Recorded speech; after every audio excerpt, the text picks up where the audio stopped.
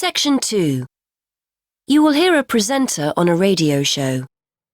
The presenter is talking to the manager of a local library. First, you have some time to look at questions 11 to 13.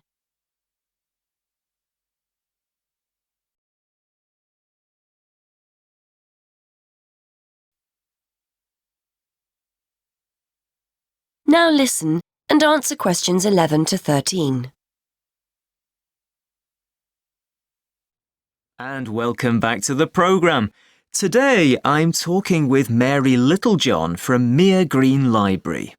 As you'll all know, we've sadly been without our local library for the past 3 months. But the good news is that it's about to open again. Great news, Mary. It certainly is, Jonathan. Despite the fact that money's in short supply, I think visitors will be pleasantly surprised at how different and hopefully better everything is. Fortunately, we didn't need to replace the roof as we'd originally feared. It just needed repairing, so we were left with more money than we expected. We've been able to replace all that old wooden shelving with a more modern style. The computers have been moved to a new designated IT room, and on the subject of technology, visitors can now order and return books and CDs on their own with our new automated system, so no more queuing to be served.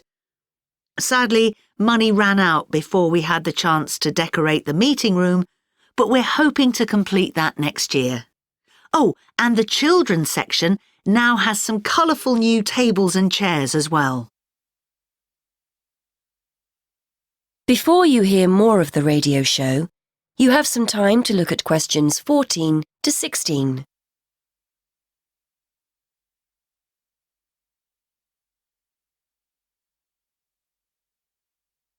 Now listen and answer questions 14 to 16. That all sounds fantastic. So are you having a big reopening party? Well, the doors open on the 28th of August and we'll be serving tea, coffee and sandwiches at 12:30. Then we get down to business in September.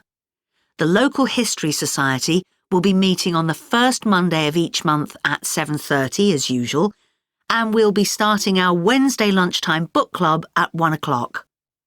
Both of those events are in the meeting room. The computer club won't be running in September as we still need to complete work in the IT suite, but this will certainly be returning in October. And we're especially looking forward to welcoming a local writer, Sally Wainwright, to a new event on the 22nd of September. This will be the first of a series of events we're calling Ask the Author. Visitors will be able to hear authors read from their latest works, ask questions, and even buy a copy of their book to take home. Before you hear more of the radio show, you have some time to look at questions 17 to 18.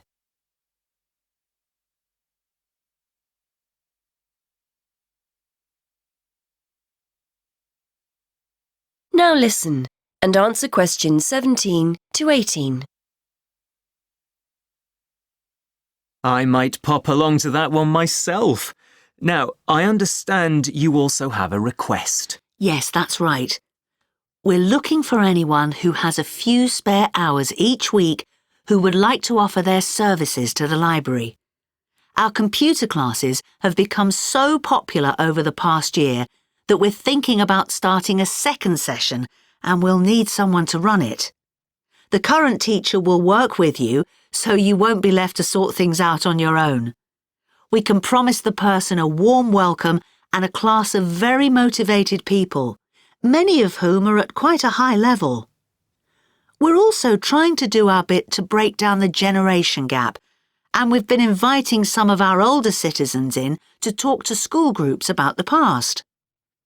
The children range in age from 7 to 11. They're always accompanied by their teacher, by the way, but we haven't opened it up to teenagers yet. So if you'd like to help out, please get in touch. Before you hear the rest of the radio show, You have some time to look at questions 19 to 20.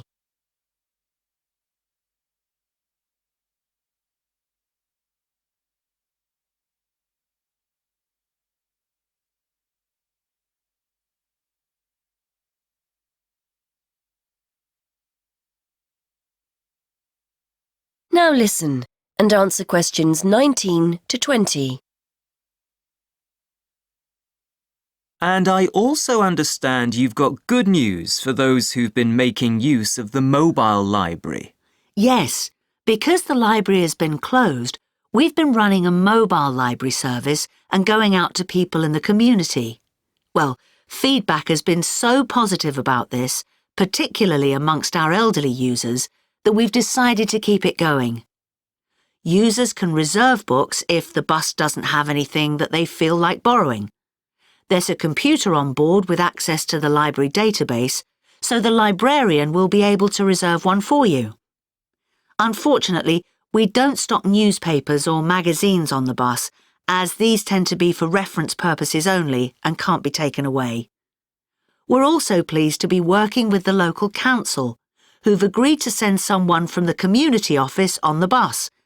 They'll be able to help you with any local issues you may have. Well, many thanks, Mary. I'm sure our listeners will be delighted to hear the service is fully up and running again. That is the end of section 2.